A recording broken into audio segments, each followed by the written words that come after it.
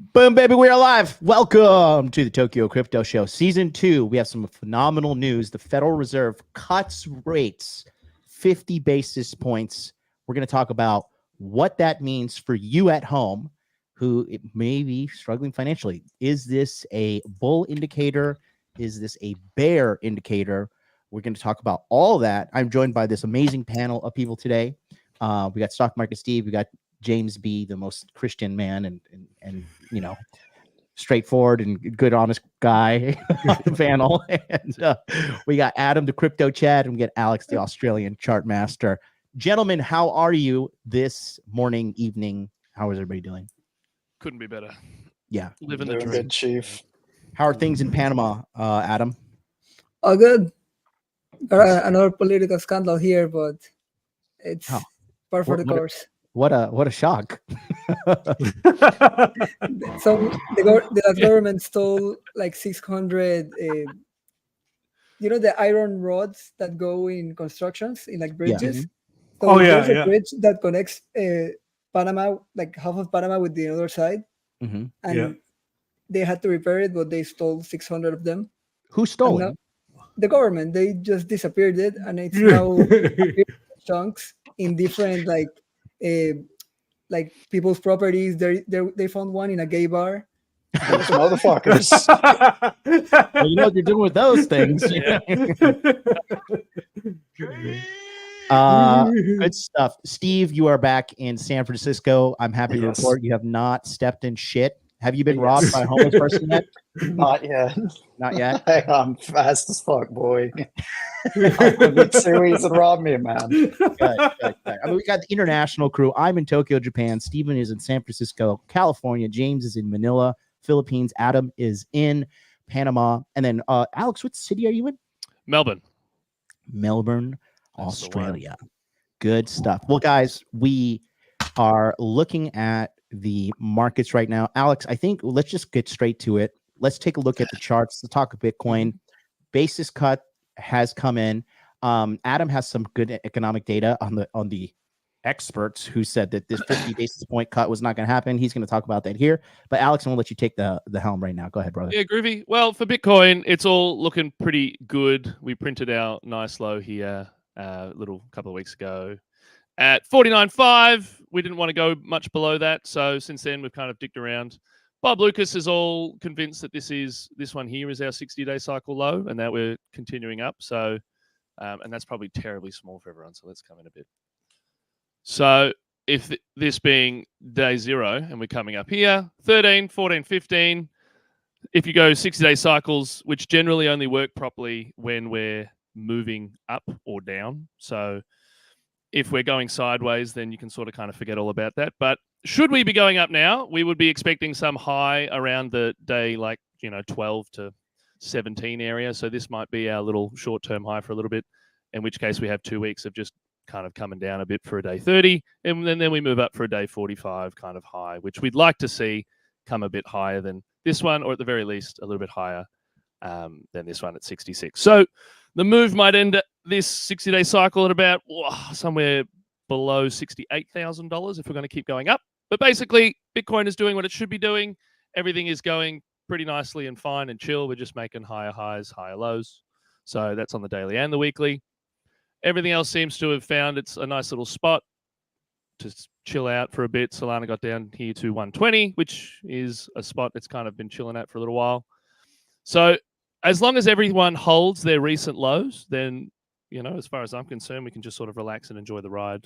I've just been dollar cost averaging in as we go. So yeah, good moves basically across the board for most things. If we do happen to go below here and close below this one at 49.5, that's when I'd probably just pretty much get out, to be perfectly honest. But until that's happened, and I've been saying this pretty much every show, bull market thesis is still intact. So just dollar cost average and enjoy the gains as they come. I have a couple of charts that are just related to the U.S. election and just what's going on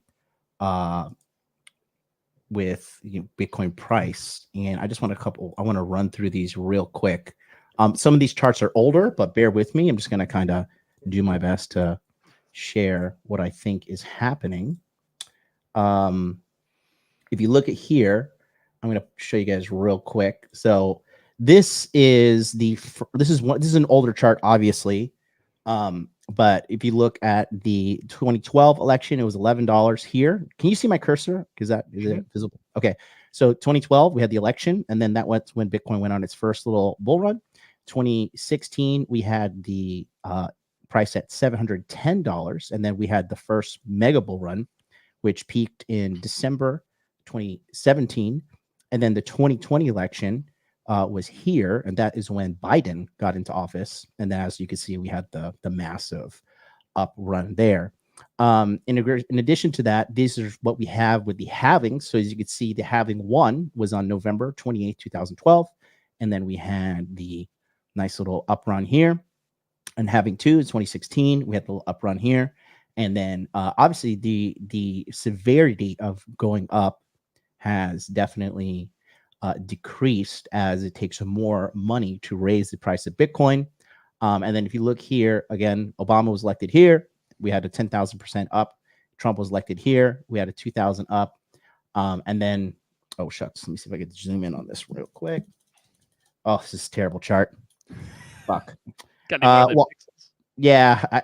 I'll just read it. This right here says Supreme Court allows Trump to appear on presidential ballots. Price ripped. Trump convicted of felonies. Price ripped.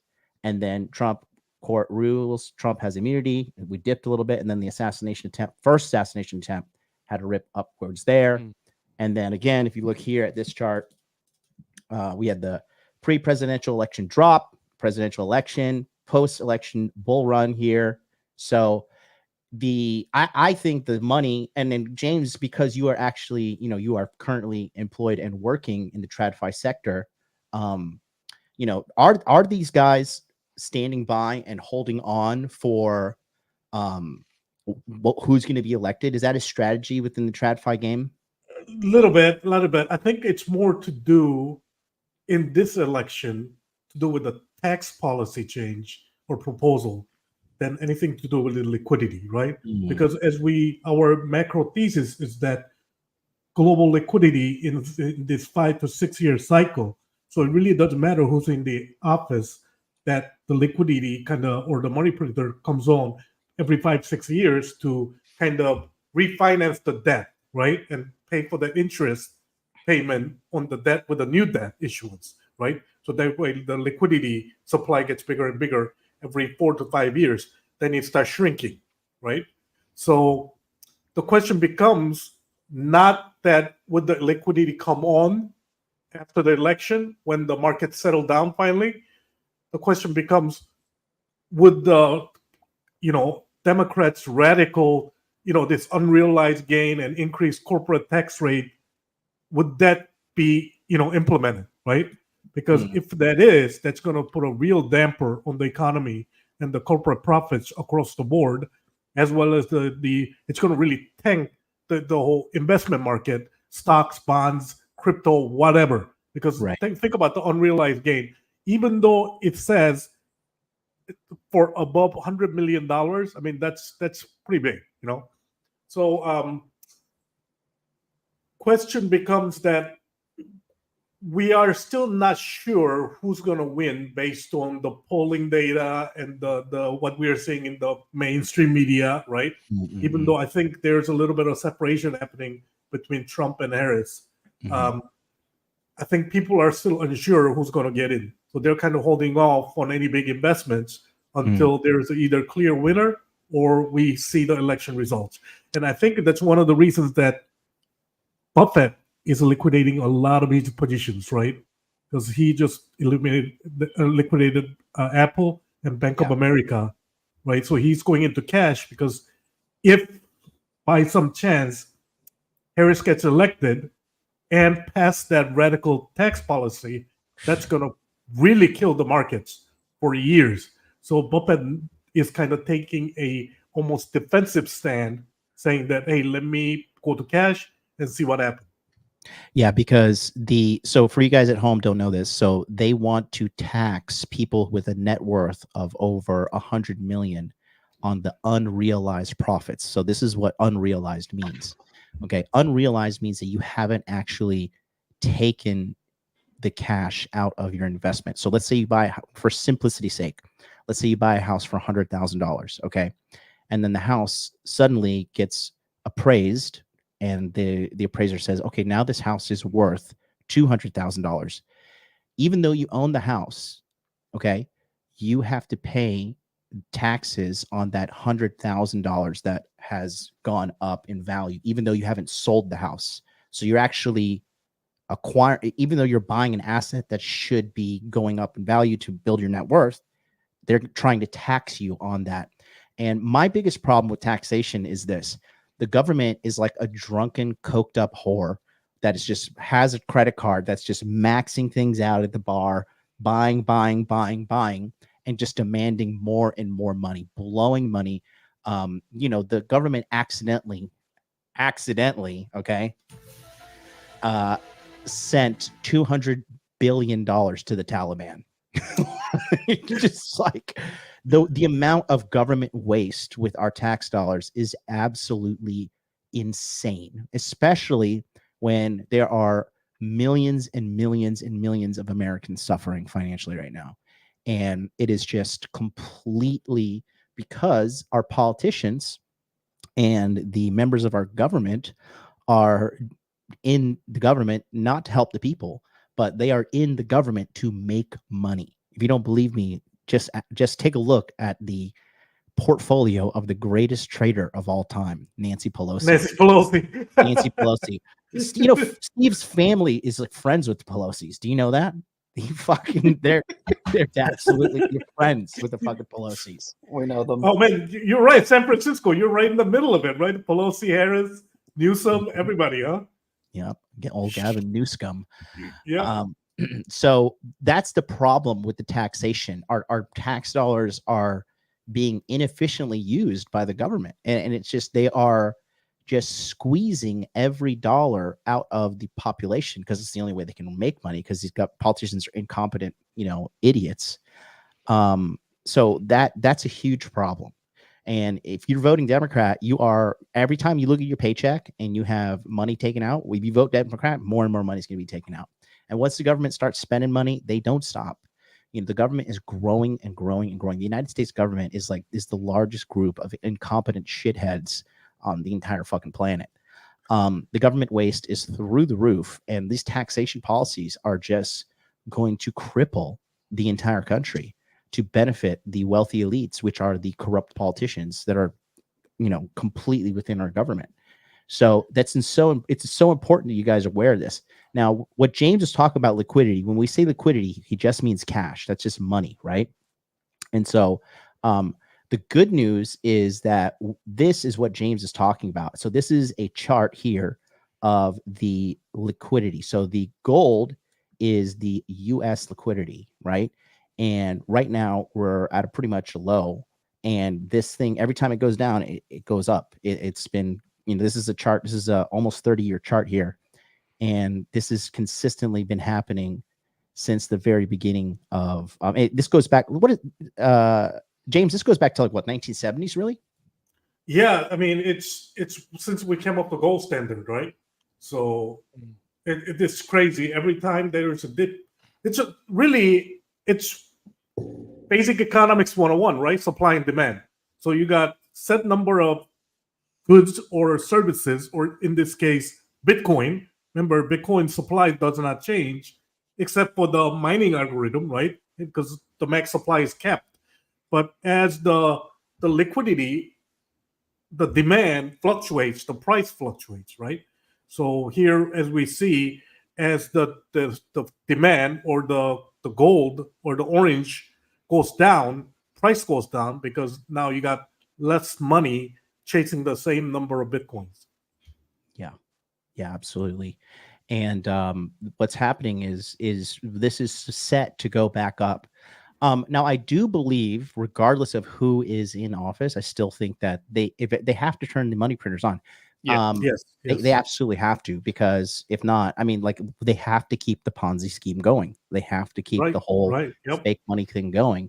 So this is actually pretty bullish, especially with the Federal Reserve now cutting the rates by 50 basis points. Adam, you had some information about the economic advisors, right?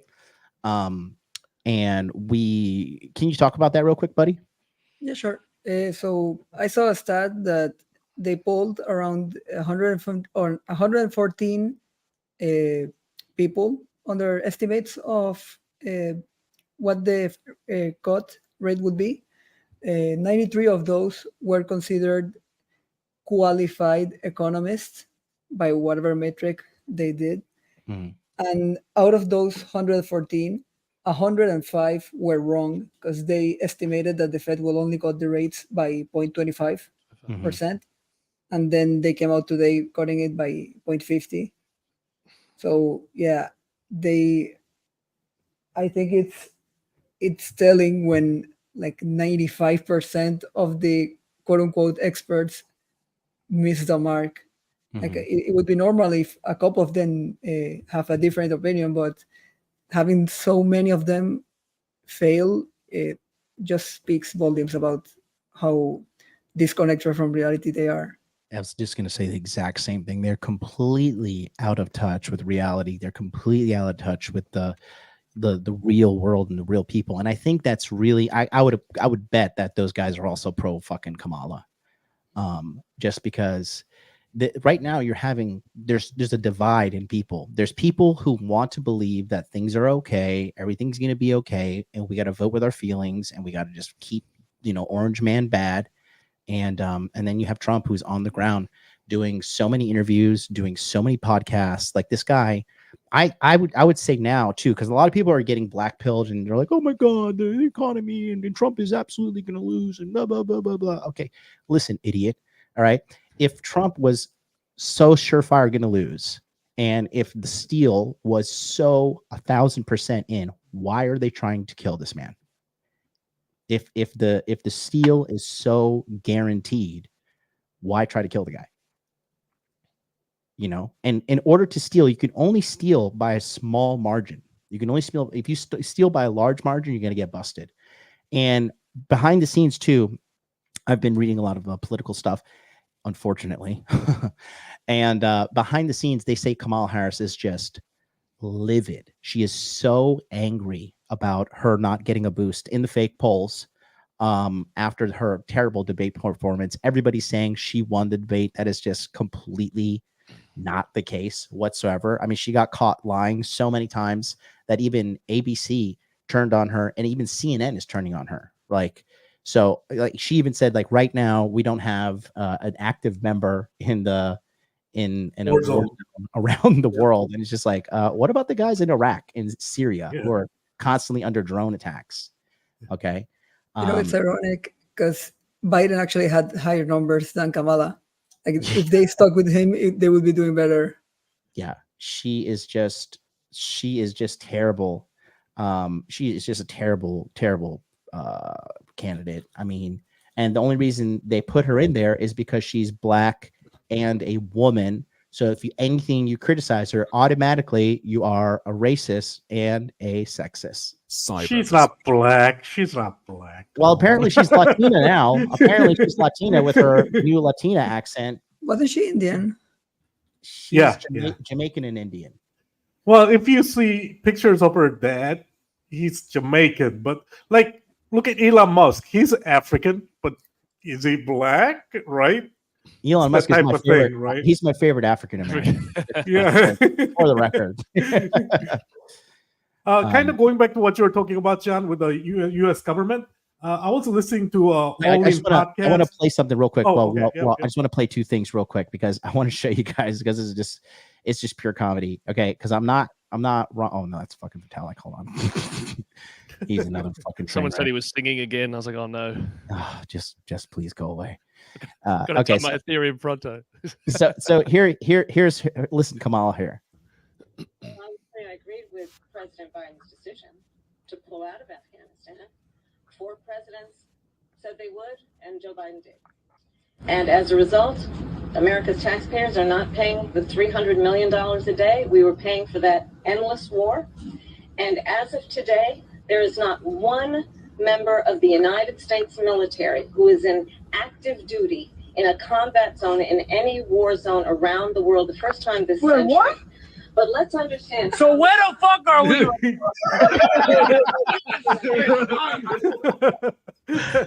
So that's one, no Americans in an active war zone now. And then part two, if you take a look at our boy here, Mr. Rugg, give me 1 second. I'm gonna pull it up here. She is just so terrible. She is crazy.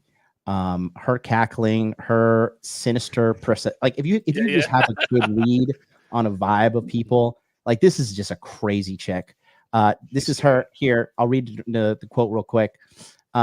So she says, Representative Jim Banks has obtained footage of U.S. troops under fire in the Middle East just days after Kamala Harris claimed not a single troop was in a war zone. During the debate, Harris falsely claimed there were no active duty troops deployed in war zones.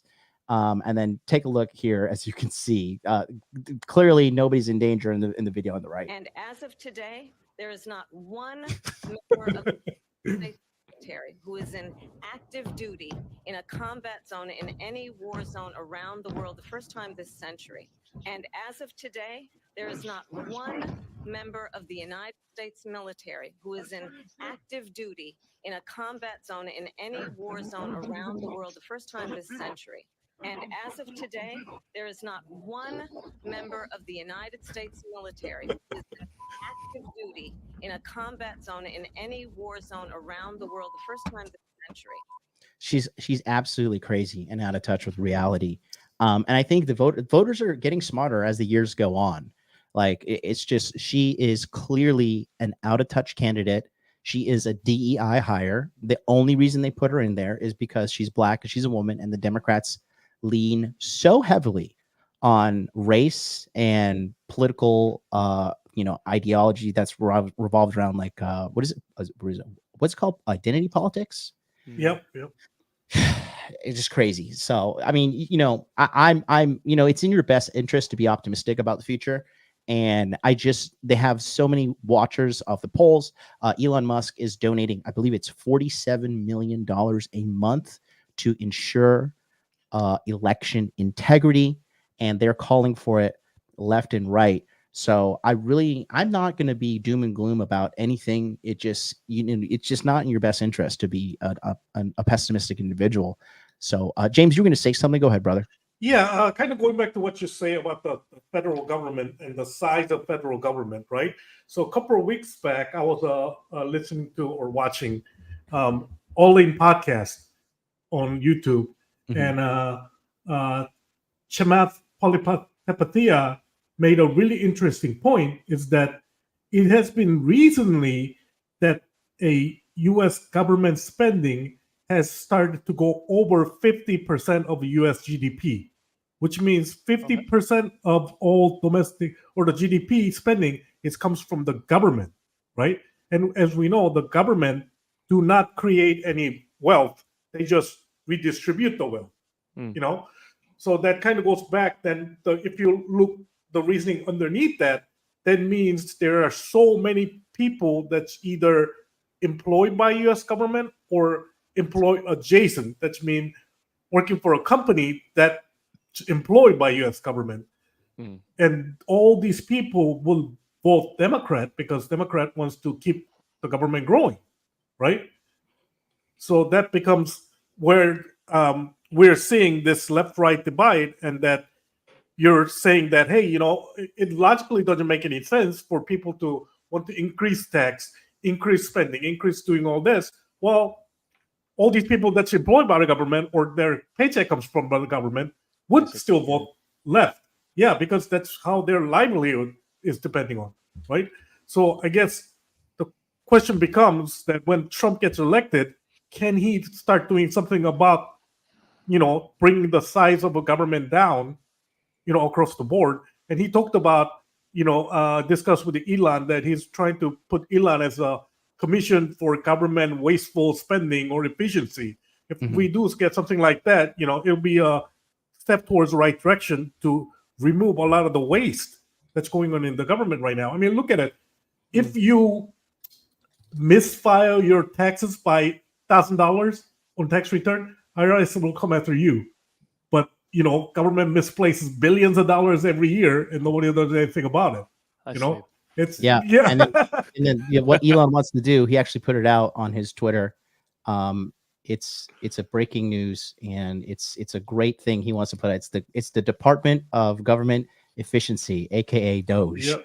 So the Department of Government Efficiency. And it should be all on the blockchain. It should be 100% transparent. I think that's one of the big reasons will be blockchain, right? So everybody can kind of see it, and everybody can kind of audit it independently, saying that, hey, this doesn't make sense, or this is kind of funny, right? And have an active discussion about this stuff instead of it just goes into this black hole of government budget. And I understand, I used to be in the military. I understand there's need for, classified stuff or black budget or whatever. But again, that's only, small portion of the total government budget. And go ahead, buddy. Until people start, taking interest and caring about where the U.S. government is spending people's money, I don't think any of this is going to get fixed. Yeah, and more importantly, as my personal Lord and Savior Donald Trump said, it's really important. This most important part here is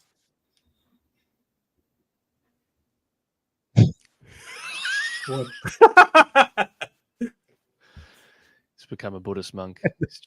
They are eating the cats and the dogs. That's it. Confirmed. That is not a conspiracy theory. They have multiple police reports. They are eating the cats. They're eating the dogs. And another reason is this, right? The reason why, because they've imported, I believe, is approximately 20,000 Haitian immigrants into Springfield. The reason they're doing that is because there is a guy out there, and he's probably paying the Democrats. He's paying $1,000 per head to get these Haitians to work in these jobs, because the fastest way to save money as a business is to cut labor costs. And they're abusing these Haitian people, and they're making them work in these crazy, inhumane situations. There are 5 to 6 of them living in one apartment. They are immediately having babies because they know if they have a baby, they can stay in the United States. The medical facilities in this city are overrun. The schools are now being overrun. They don't have translators. And listen, it is what it is. But when you import the third world, you become the third world. You don't believe me? Come to Japan, one of the countries with the strictest immigrations in the world. I think everybody here on this panel has been to Japan. You could, I wear, I'm retarded, but I wear like $100,000 plus of jewelry at all times in Tokyo. I don't feel dangerous, scared at all. My watch, bought it for 130 grand. My necklace is $8 grand. This necklace here is 30,000. My bracelet is 18,000. When I wear this stuff here, I feel safe. I'm like, no one is going to kill me because this is a peaceful, prosperous society. In America, everywhere I go, I have a gun. I have a gun with me. It is locked and loaded, and I have a fucking second magazine in my bag. I'm like every corner. I'm like, is somebody going to shoot me? Am I going to get caught in a government psyop, like a false flag operation? I don't feel safe in America, and that's not because. Go ahead, please. No, Same thing in Korea. If you leave a phone or wallet or watch on the subway, then you just go back to the subway. The office. You can just claim it because people will turn it in.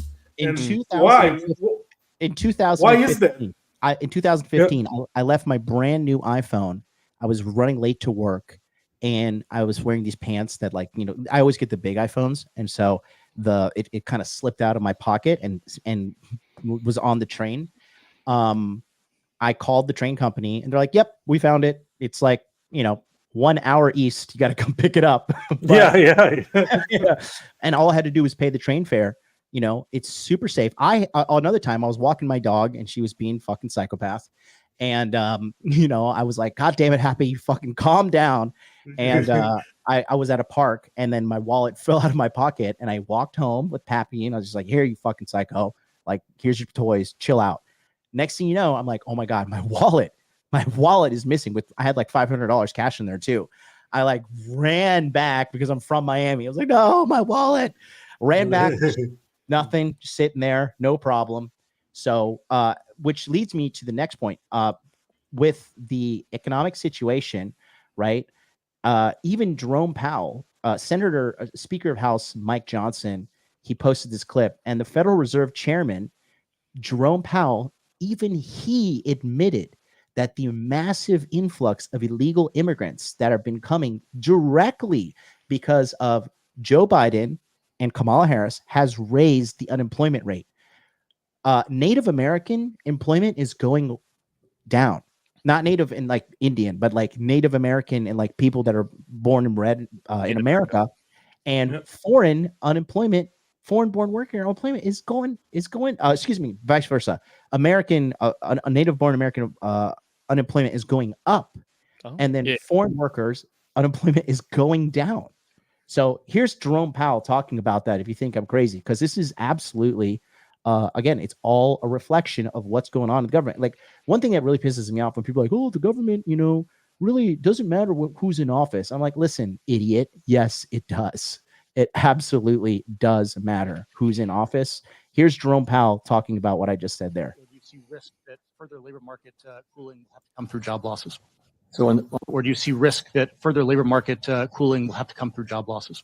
So on the job creation, it depends on the inflows, right? So if you're having millions of people come into the labor force, and you're creating 100,000 jobs, you're going to see unemployment go up. So it really depends on what's the trend underlying the volatility of people coming into the country. We understand there's been quite an influx across the borders, and that has actually been one of the things that's allowed unemployment rate to rise. And the other thing is just a slower hiring rate, which is something we also watch carefully. So it does depend on what's happening on the supply side.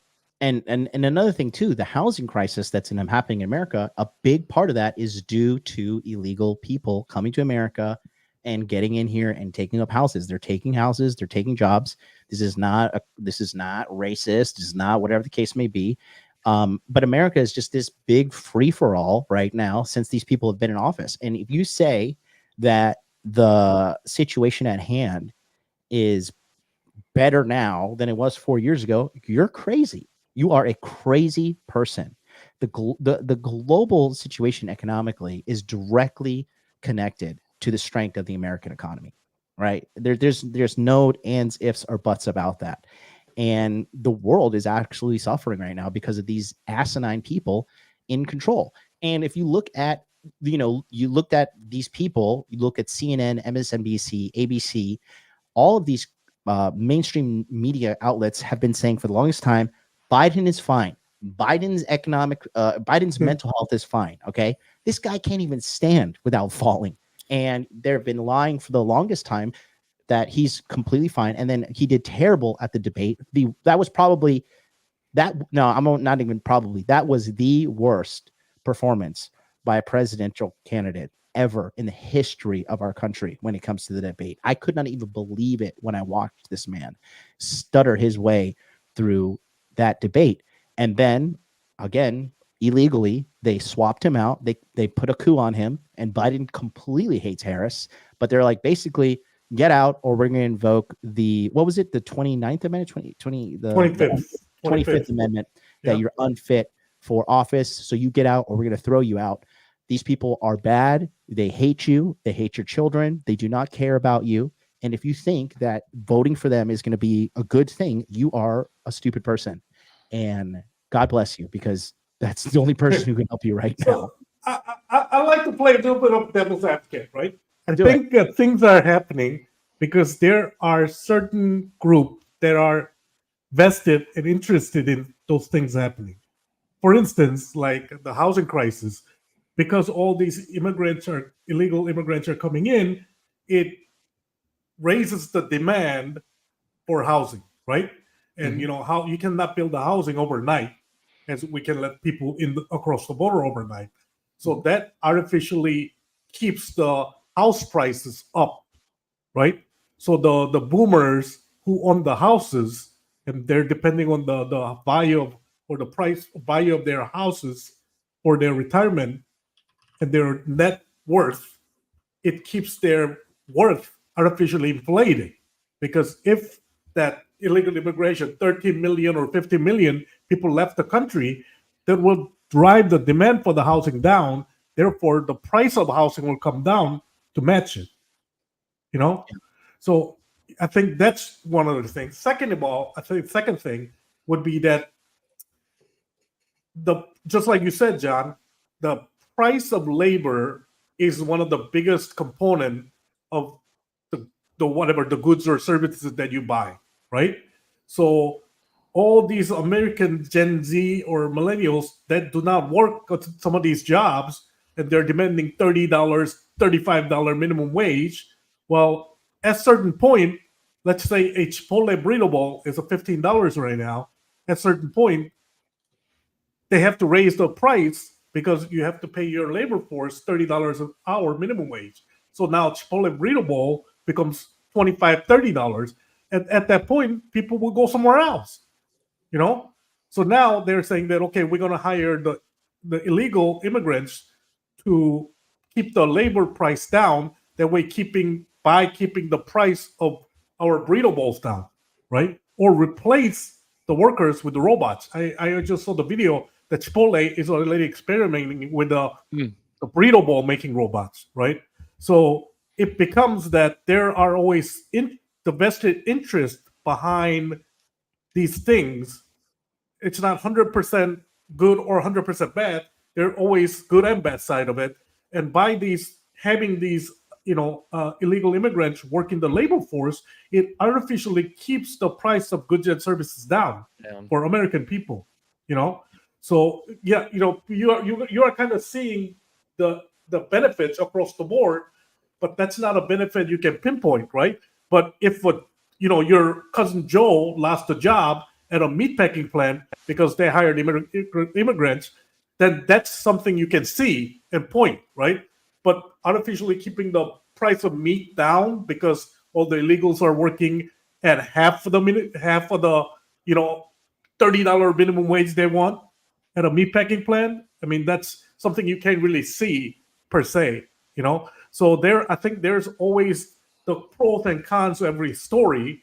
So is it all bad or all good? I don't know. I think what number I heard is that between $500 billion to $750 billion of a federal budget is going towards providing benefit for illegal immigration. Well, okay, so is that $500 to $750 billion per se is going to providing the benefit for these people, or is it kind of going towards American public to keep the price of goods and services down artificially because these people are working at some of these jobs? Yeah, absolutely. And William, do you realize your name is misspelled? William's a name. That's a name. Willem, mate. Willem says old people greed is causing a lot of problems, and that is extremely true. Now, this is more of an economic question for the panel. Is this due to late stage capitalism, or is this just due to greed? I think it's just to do generational difference. Yeah. Because the boomers are coming into their retirement, the end of their life stage. So now they want to kind of reap the benefits. And most of their wealth is tied to asset prices and mostly real estate. And while they have that, they want to keep the spending down to minimum, right? Because they're like, oh, I thought I was going to live until 70, but I guess I'm going to live until 85. So the net worth have to last longer. And you can do it two ways, right? Inflate the asset price and keep the cost down. So you're looking at what we just talked about, right? Hire cheaper labor to keep the spending down while, having all this demand for the housing or the asset, that way keeping the asset prices up. But now you're looking at the flip side of it with the millennial and Gen Z. They're coming in and say, hey, we like houses too. Can we afford a house? And you guys are kind of, hogging up all the assets and the wealth while you don't want to pay us $30 that we think it's a livable wage. Yeah. And by that, we don't have a job, and you're giving job to the illegal immigrants, paying them $5 an hour, right? So there's like almost like I see a generational conflict happening right now in America. And Yeah. I don't think it's going to end until the boomers die out or it comes to some kind of, violent resolution. And then Scott Gallup is an economist, and he also says, too, it's really true, a lot of these boomers are collecting Social Security, and they don't even fucking need it. You know what I mean? Mm-hmm. What keeps the country going? And if you don't believe me, look at Korea, look at Japan. Japan and Korea are finished. It's over. These countries are dead because they are not having enough children. Korea, in 50 of their cities, are now experimenting with a 4-day work week, 4 10-hour days, because they're like, please go have children. Please have children because we're fucked. We are totally fucked. The Japanese will not do that because they're just so stubborn and they're going to die out. But podcasts I heard, I kind of go along with that, John. One of the Asian podcasts that you hear from the news is that some of the smaller cities in Korea, they're actually going to foreign countries to look for pockets of ethnic Korean population, like in China or Soviet Union or Manchuria, right? And they're providing them incentive to kind of immigrate back to Korea. And they're providing free housing and job guarantees and educational benefits, all this stuff to get the ethnic Korean population back into Korea. I mean, it's crazy. And on top of that, right now, tying into Japan, now in this point in history, this is the point in Japanese history where the most Japanese people are living outside of Japan. Because the taxation here is insane. Japanese people are slaves. They look like they're free. They are totally fucking slaves. And really low wages. It's and that's a problem across the board. And that's another thing. Yeah, these Japanese people and Korean people are working for nothing. They are working for pennies. They are literally slaves. And that's a problem in America too, because again, profits are at an all-time high. And profits are going up and up and up, but wages are not, because these fucking boomers and these older people in charge are just hoarding all the resources for themselves. And you do that, you starve out the youth, you start out because these old motherfuckers, they don't have no ideas. These idiots don't even know how to use TikTok, right? The future of a generation is in the youth. And if you forsake the youth, you forsake your nation. And you forsake your nation, you're not going to fucking have a nation. You know, that's why, like, you know, straight up to these fucking to the Muslim population, they are having kids. Muslim people are having kids. Because I mean, Adam, you're Muslim, right? Yep. And it's Muslim people, and I'm not Muslim. I'm probably going to butcher this, but please add clarification. Muslim people, even if they get taxed, and in certain parts of Europe, if you have a lot of kids, you get taxed more, right? I believe it's in like the Nordic area, and if you have more kids, you get taxed more. But they believe in their God, they believe in the religion, and they believe in the proliferation of Islam. And they will like, fuck it, we will pay more taxes and have more children, because having a family is strength. Having a family is power. And, you know, in America, dude, like white liberal American women are so fucking dumb, because these bitches are screeching in the streets to have an abortion. They are like, they're such whores. Sorry, I'm just going to go off here. They're such whores that they're like, you know, some of these girls are having like consecutive abortion, like 3+.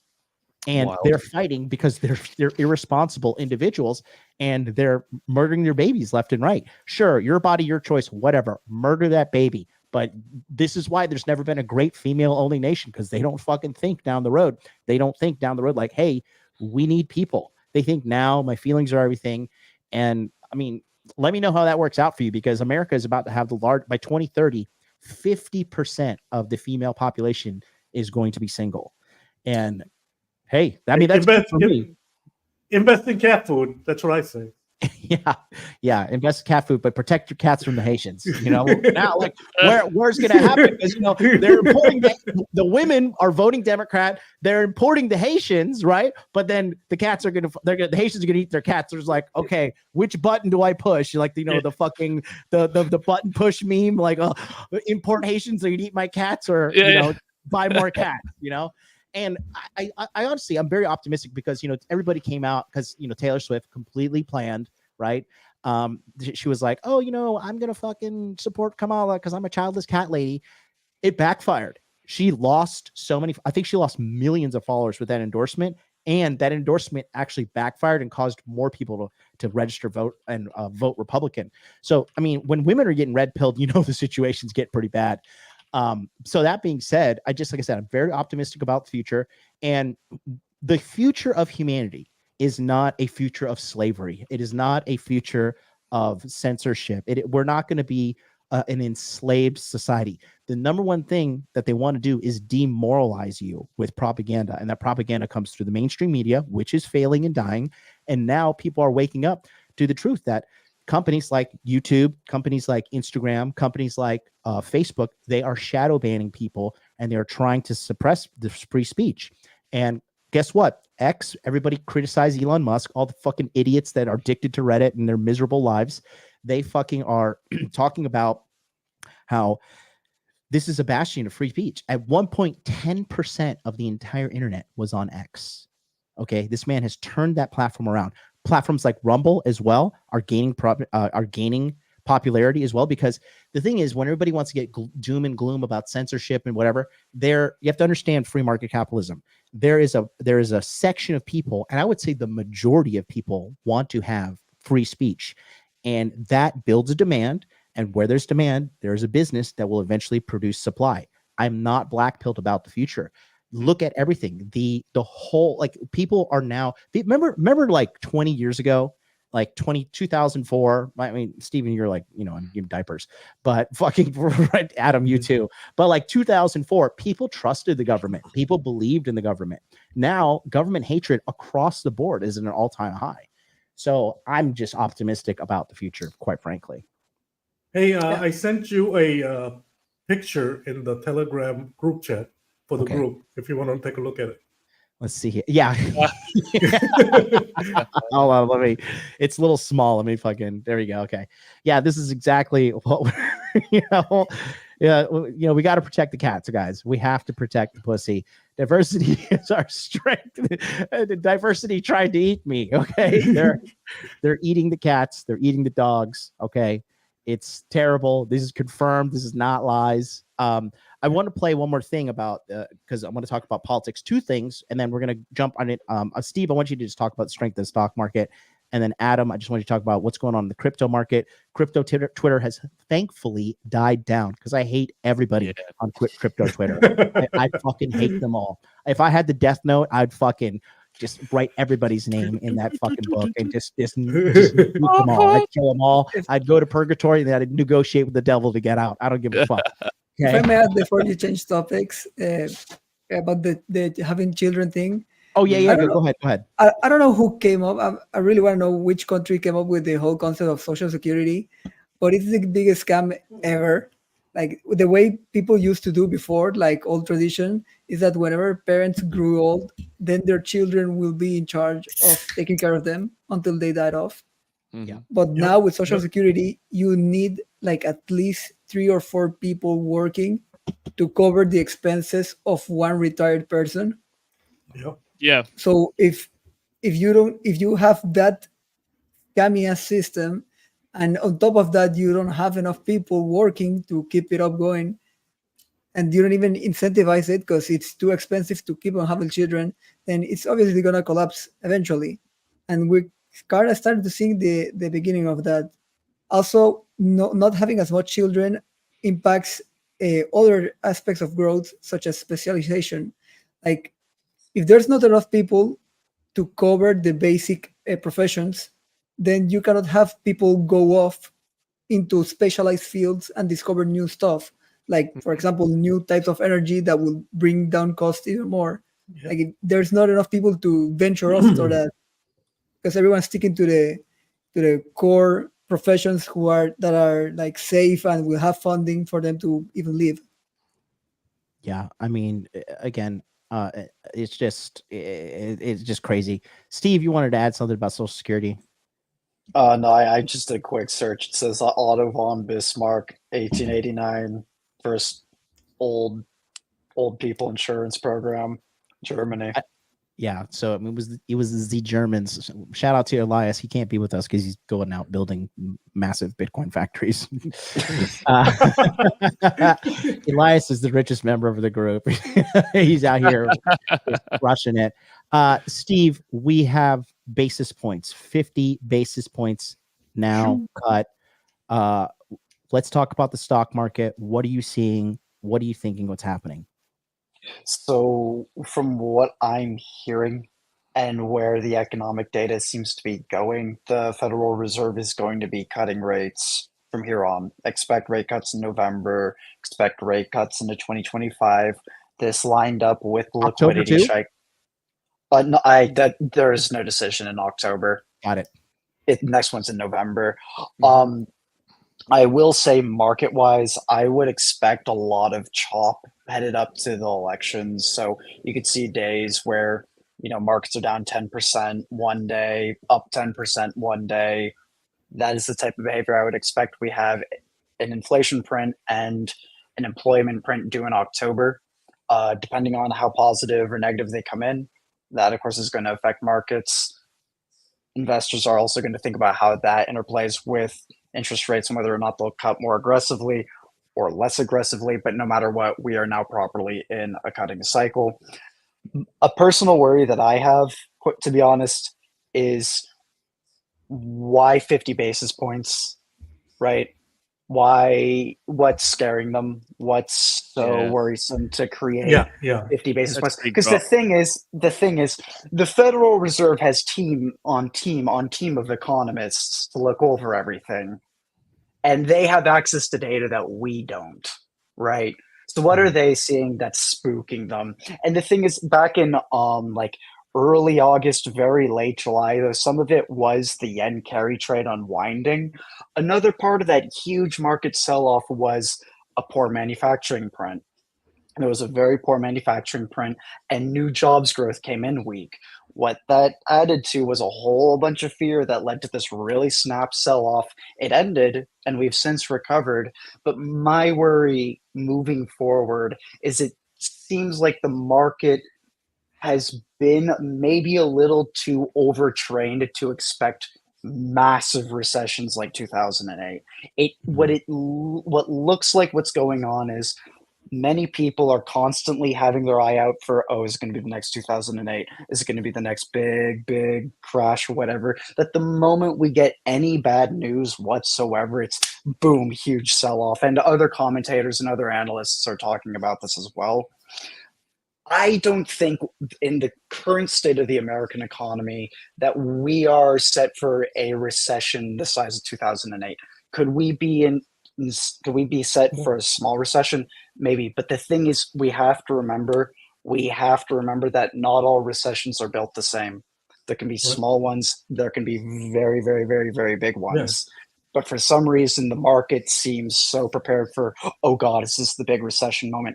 Oh God, is this the big recession moment? Each and every time we get a new jobs print. Yes. But I want to remind everyone that technically speaking, we are still adding more jobs than we're losing. Yes. In the American economy, GDP figures are still growing.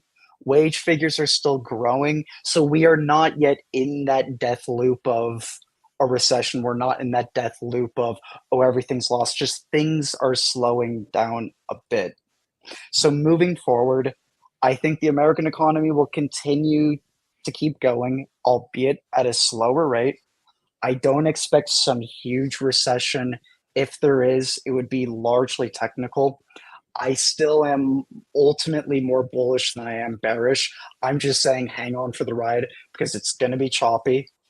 The ride's going to be choppy moving forward, but with the liquidity cycle and with the cut of rates and with an ultimately still, even if it's just slightly growing American economy, we don't need to sit here and freak out over a big ass whooping recession that's going to come for all of our portfolios.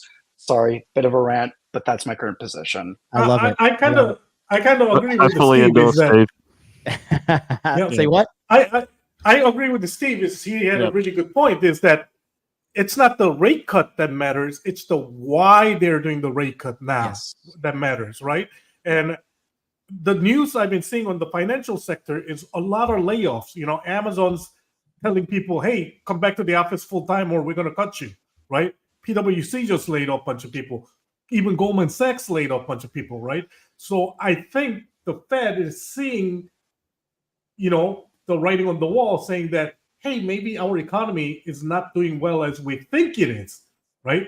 Especially from the employment side, right? Because I think what we're doing is we're kind of trading the full-time job with a lot of the part-time and government job, because of spending patterns. And as well as I kind of go even one step beyond what Steve was saying. I think we've been in a shallow recession for, 12 to 18 months. They changed the definition. Yeah, Remember yeah.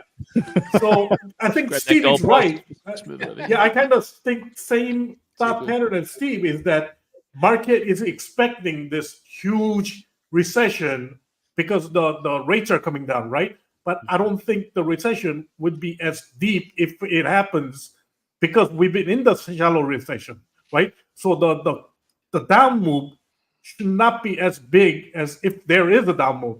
And when market sees that, I think that's actually a bullish reason because market is expecting this huge recession. But if we get a small, shallow technical recession, that's actually a bullish catalyst, right? Because they're expecting really bad news, and the news wasn't as bad. So I think if we see a market dip or choppiness, it'll be very technical and short term, and we still have the liquidity coming in. I think that's going to recover that technical move, down move really quick. So it might be more of a buying opportunity if we see a dip than actually, going to a defensive position and start selling everything. I think it is a desperation play because when you talk about jobs, right? Well, they found out that the Democrats were nerfing the numbers. 850,000 jobs that they said were created were actually not created. That's almost a million jobs. They're like, oh yeah, small error. Rounding, guys, rounding, right together. We forgot to carry the zero. So it's just it's funny because they are. Look, dude, the Democrat is the party of fake and gay. Okay, everything they say is literally fake and or gay. Right? Don't believe me? Look at Star Wars. And they are just lying and lying and lying and lying because that's the only thing they can do. This administration has been a catastrophic failure. There is not one good thing that this administration has done for the American people. The average American people are suffering. I think that's why Taylor Swift got so much blowback, right? And I'm not talking about what she gets on regular blowback, but I mean the blowback from people because she's trying to tell everybody, you're okay. And people are like, no, bread is $10 a loaf. Yeah. You're okay, billionaire Taylor Swift. Right? You're okay, bitch. You're okay in your fucking private jet going around the world. But the average person is not okay. And and people are not okay. And I would say now, again, for the anti-Trump doom and gloomers, the people who are defeated mentally, right? Guess what? Trump has the most support now. Trump has more support now than he did in 2016 and 2020. And in addition to that, Trump did something that a lot of U.S. presidents don't do. Trump got more votes his second time around. Even Obama got less votes in 2012 than he did in 2008. And Obama is like the golden child of presidencies. Everybody loved to jerk him off. So that also is a very positive thing. And again, I'm going to go back to the assassination attempts. If the steal was in the bag, if the steal was so in the bag, why are they trying to kill this guy? Because both of those guys, listen, I'm not retarded, guys. Okay. Both of those dudes were in commercials. One guy was in the BlackRock commercial. The other guy was in a commercial supporting Ukraine. Both of these guys were absolutely, you can look at them, they're weak-minded individuals. These guys were indoctrinated and MK Ultra. They were MK Ultra for sure, bro. For sure. Okay. I don't care what anybody has to say. But I mean, the FBI and the CIA, they're absolutely behind it. I don't care what anybody says. I'm waiting for this. I'm ready to die on this hill. I don't give a shit, man. I mean, we got to do the right thing. And the people who are voting for the Kamala and what them. They're entitled white people, entitled white women, quite frankly, who live in a little social bubble of financial security and voting with their feelings, and their lives are testimony to their decision making process. And just look at the average chick, just 180 pounds. I'll say that right there. I mean, we can go on and on and on, but I mean, I just think that right now, the economic policies that are in play are not serving us. They even kept the Trump tariffs in fact. No, the government previously they weren't tariffing anybody. Like if you look at Korea, right? If you walk down Korea's streets, everybody is driving like a Soul, or excuse me, they're driving a Kia, or they're driving a Hyundai, right? Yeah. They tax the shit out of anything that is not Korean made. Same thing in Japan. Okay, I mean Japan. Same thing in Philippines. Really? Yeah, so they have Honda, Toyota, and I believe Mitsubishi auto plants here, but they only produce small cars, right? They call for Honda, I guess they produce Honda City, which is a subcompact, and maybe one SUV, and those you can get it cheap. But let's say you want to get Civic Type R, which has only made in Japan and has to be imported. There's close to a 75 or 100% importation tax on any car that comes into the country. Insane. And if you get looks, high-end sports car, there's even more on top of that. So they force you to consume domestically produced, automobile, cell phones, whatever. All these things have to be domestically produced, like you were saying, John. So I'm going to play another clip here. This is Speaker of the House, Mike Johnson. So you guys don't know, in the United States of America, it goes, the number one person in charge is the president. Number two is the vice president. And then the third person in charge, if the president were to die and the vice president were to die, then the third person in charge is the Speaker of the House. And that is Mike Johnson. And he had something to say recently because the government is now facing another shutdown, which I think is good because we'll save some money. Take a look here at what he had to say on the news today. Listen, Congress has an immediate obligation to do two very important things. We have to keep the government funded, and we need to make sure that our elections are secure. And we have a vehicle today to do both things. Because we owe that to the American people, and because they demand it, we're moving legislation today to have a continuing resolution to keep the government going for 6 months and to make sure that illegals cannot vote, non-citizens cannot vote in the upcoming election. It's a number one issue around the country, Steve. I've been traveling nonstop for campaign events around the country, 206 cities in 40 states so far, okay? Everywhere I go, the first or second question in every public forum is, can we count on the security of the vote? And we've got to make sure that happens. Right now, millions and millions of illegals have come across the border since the border czar Kamala Harris opened it wide with Joe Biden. And many of them are trying to register to vote. We know that is a fact. We've already had audits in a number of states, and we have to ensure that identification and proof of citizenship is offered when someone registers to vote. Plain and simple. The Democrats don't want that, and we're going to try to push it through today. So I want to add something real quick, and then Adam, I want you to jump right in after, okay? For everybody gets black-pilled and doom-pilled about everything, right?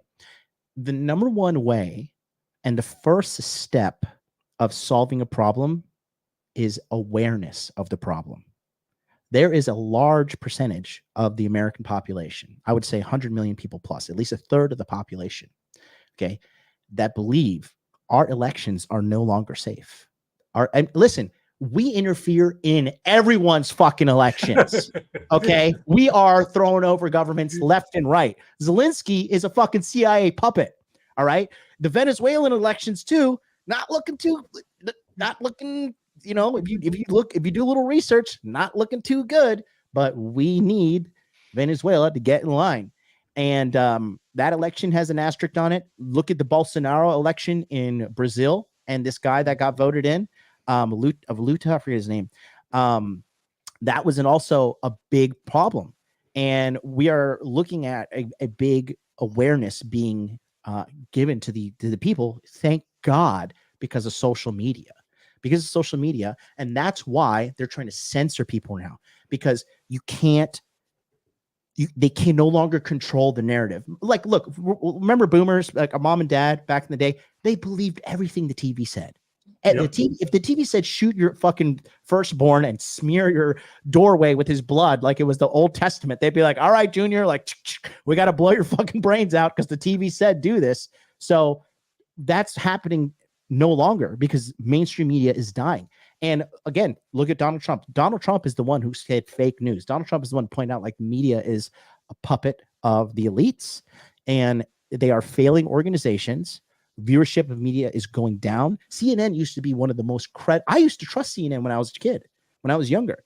Everybody used to trust CNN. I remember when somebody told me I was 24, this guy named Jeff, friend of mine from church, and he said everything you see on the news is a lie. And I remember I was like, wow, this guy's crazy.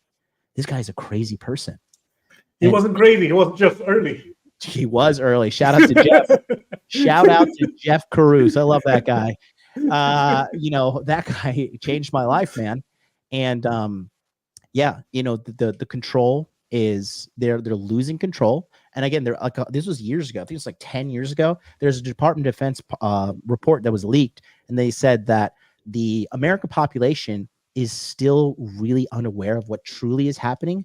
However, what they do realize is that they are becoming less compliant. So it's a good thing. Adam, you wanted to add something there, brother? Yeah, so the whole Speaker of the House thing, I read about that a couple of days ago, and it was a pretty good tactic from the Republicans because they tied in the same bill. They put the ID verification for voting and also the government budget bill. Yeah. So now they put the Democrats in a situation where they don't want to approve the ID verification, but if they deny that, then they're gonna be responsible for the shutdown. So that's how they're doing now. That's you're so fucking guilty. You're guilty. Okay, it's like if you're dating a girl and you think she's cheating on you, and you're like, "Let me see your phone." She's like, "Why do I need to show you my phone, bitch?" Exactly. You're fucking guilty. You guilty fucking bitch. Okay, so no. Clearly, there is some shady shit going on. Okay, and if I had to bet, I would bet that they'll let the government shut down instead of approving the bill because like the American people hate the Democrats so much right now that even the Teamsters union, like a labor union that has historically always endorsed the Democrat candidate, is now refusing to endorse them. And a lot of people are thinking that when they like a couple of days when they come up with their endorsement, it's gonna be in favor of Trump. I mean, Tulsi used to be DNC chairwoman, and she defected to Republicans. Oh, she's a Republican now? Yeah, she's joined Gabbard? the Donald Trump. Hawaii? She joined the Democrat or the Trump party, right? Then Kennedy. I mean, even look at Robert Kennedy Jr. A Kennedy have defected to the Trump party. I mean, people are becoming very aware of that. DNC is not what DNC used to be 20 years ago, right? For the common folk. And Hawaii, if you've ever been to Hawaii is so Democrat. It is crazy how Democrat this fucking shithole island of people is. It is. They are so brainwashed, and it's because they all fucking hate white people. That's a whole fucking history lesson. But I mean, and she was. I don't know if she still resides in Hawaii. Is she still a congresswoman? I think she's stepped down. Yeah. No, she's not anymore. But I think, she. Remember, Trump hired her to be to train him or prep him for his debate with the Kamala. Right, because she smoked him. She destroyed her. Yeah, she did. So I mean, just looking at everything, I'm like I said, I'm optimistic. I think if any time we have a chance, it is now. You have one of the richest man. Is Elon? I know he fluctuates in and out of richest man in the world, him and Bezos. But is he? I mean, even whatever. He's the richest. He's up there. He's up there. Yeah. He's probably right now. If this guy's endorsing Trump, if you ever have used Twitter previously, Twitter was just like the most toxic liberal shithole of a fucking platform. And it is so much better now. It is actually making profit compared to these idiots who were running that thing into the ground.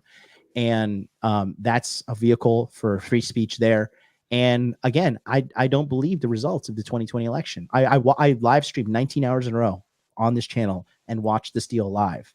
And I live streamed until my vocal cords went out. My vocal cords stopped working and I had to stop the stream. So that being said, I just think we're set up for something good. The basis points being cut overall, whether it's recession, whether it's bullish, whether it's bearish, whatever, I think it's a good thing, because if it's bearish, guess what? Your economic policy sucked. Your candidate sucks. Your everything about you guys sucks. If it's bullish, we're all gonna get fucking rich. And the reason Trump has not been calling for, I think it's a political move. Trump was saying, like, don't fucking talk about cutting the inflation, the rates, because he knows it'll be good for the economy. And they're pumping the stock market up. I mean, stock market, despite average people suffering, stock market is at all-time highs. Didn't the Dow Jones just crush another all-time high the other day? The S&P 500 had a god candle today after the announcement. The S&P 500 did? No way. Oh, old Joel Littman is happy. The boomers are laughing all the way to the bank, huh? It's up 20% on the year. Jesus, that's a great year right there. 20%. No, the stock market's ripping. It's ripping. Absolutely ripping. So again, it's bullish every way you look at it. But again, this is why all of us on this panel are firm believers in cryptocurrency, because it can really change your life.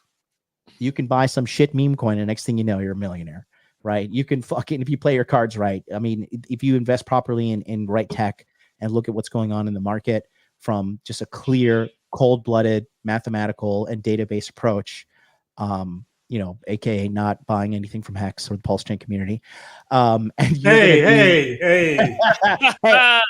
Hey, James, how's your Pulse bag doing? By the way, how's your Hex bag? It's doing okay. It's at $1,000 down from what, 100,000? No, I put it like $3,000, and it's like at 700 now. So it's gonna go. I was gonna give you one out of that. You just gotta hold on for Richard Hart. It's gonna be a-okay. But James' defense, I've had worse bags. Say what? In defense of James, I've had worse bags, so Hex is going to. That's not helping him out, or the case. Hey, I'm gonna put Hex right next to SKYROCKET, okay? Oh, no. It literally has done nothing, like nothing. It's gone from lots of zeros, 12, to lots of even more zeros plus another zero. Yeah, well, it's less than 1% of my portfolio, so it's I bought this one of those things. Yeah, it used to be 100, but yeah, no, just shrank. I bought this one stock recently, Shark Ninja of all things. They just make blenders and ice cream makers, and their stock's been ripping. Yeah. Their stock's been ripping. They make the Ninja blender, right? Yep. Yeah. Yeah, man. And I just saw review for their espresso, like all-in-one coffee machine, and it's only like $500, and people were saying that's like less than half of the price of what these brand name espresso cappuccino makers. So I mean, they're pumping out the products. Yeah. Yeah, I got the ice cream machine. It's pretty good.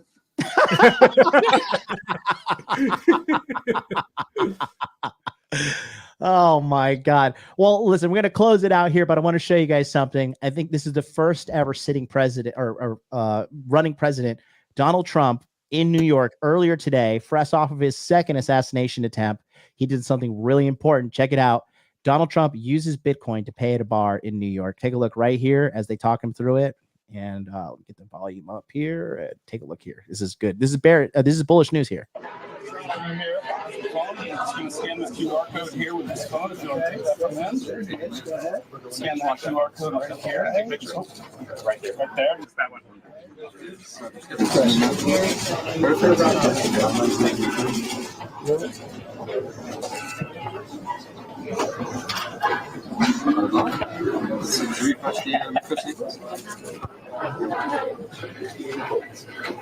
Slight technical difficulty.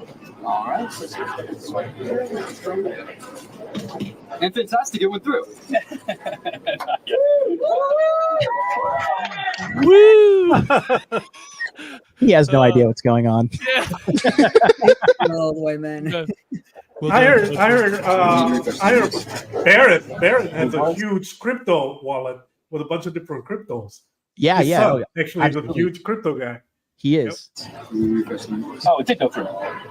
right, we're done. Perfect. The first transaction by a president on the Bitcoin protocol. History. You know what that means? History.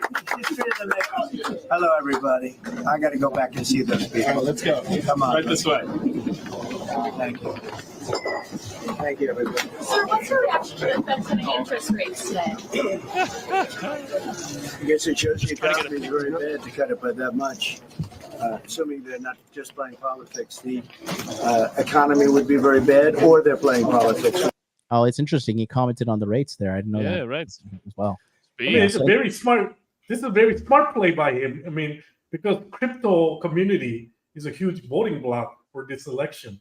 Absolutely. And while Kamala is hiding, he's out there, meeting people and using crypto personally. And that's really smart move on his campaign. Yep. And some of these guys like, Ansem is a big known, Black Noise 06 on Twitter. He used to be like people used to like him, but now he's out and he's clearly paid by the party because he's endorsing Harris campaign. Yeah. And he's just a fucking idiot. That guy, a moron. He can't even fight. Guy can't even fight. Whatever. I'm not gonna go on a tangent, but fuck that guy. But anyways, Adam, let's close it out with you. You're deep in the trenches in cryptocurrency. What's going on right now in the deep crypto game? What do you see? What's the sentiment? How's everything looking from your perspective? Well, everything's been pretty slow the last couple of weeks. The only thing that's caught my attention is that the few voices that I've heard on crypto Twitter, some like Shark Cat or like Sun Cat, like whatever prefix and then the word cat coins have been starting to rip for some reason. Simon's cat. They also made one with Justin Sun, so Sun Cat. You having a stroke there, James? Simon's cat. Yep, I got some of that. And I also saw that since they made Sun Cat, they also made Moon Cat, and it starts with one meme, and then they just keep on adding levels of degeneracy on top of it. So that seems to be like the trend at the moment. Everything else is basically dead. Crypto gaming is dead. I definitely don't think that it's Shark Cat because I'm looking at the fucking chart right now. I own the Shark Cat. That is not ripping. That is dying. Simon's cat. Look at Simon's cat. All right, let's have a look. Simon's cat. Let's go. You're talking BNB chain. Real economic data here on the Tokyo Crypto Show as we go to Simon's cat. Let's see. Hey, 28 days. It's nearly a month old, man. Which one is it? There's so many. Is it the BNB chain or Pancake Swap? Hold on. I'm looking at 20. I only see $37,000 on the daily volume. Oh no, there's it's Simon's with hat. It's Simon's with hat. Yeah, well, no, there's one now. No, I don't know. Which blockchain are we on, James? Oh, give me 1 second. Simon's cat. Or we should make Tokyo Cat. Just post a picture of my cat. Let's see if we can make it rip. Oh boy. Well, Simon's cat, according to some of these charts that I'm looking at, are down 100%. So I don't know if that's here. This might not be a piece up. Wouldn't surprise me. Yeah. Let me put it in the crypto chat group. Okay, I'll pull it up here on the. It's only $10,000 a month, guys. Get on that now. Simon's cat. Oh, I see. And how long has this bad boy been alive? Less than a month. It's really new. 28 Okay. Well, here, take a look. And again, this is what we're talking about. If you play your cards right and you understand the psychology of how meme coins work, right here is what we're talking about. So we started off here. This launched on the 23rd, so it's about a month old. And we see it's pretty interesting going up here. What's the market cap? $241 million. God damn! Wow. Must have some utility. And if you 10x this, that's how much money the United States government accidentally sent to the Taliban. So I think that's a strong point for us to put on there. We'll be back every week until the end of the year, guys. I'm not going anywhere. I took some time off to go run some training programs, the Masculine Empowerment Network and the Passport Pro Bangkok edition, which James is actually out there with us. providing good Christian values to the men of the group. So down in Thailand. So that's a pilgrimage you have to make. Exactly. You're on your religious duty too, like the Muslim people. Me and Andrew. That being said, guys, thank you so much for watching us today. Stay tuned. Pay attention to the economic data that's we're going to continuously put out here for you guys. We only want to put out clear math, clear data, no hopium, no bullshit. And we'll be back next week. Until then, you guys have a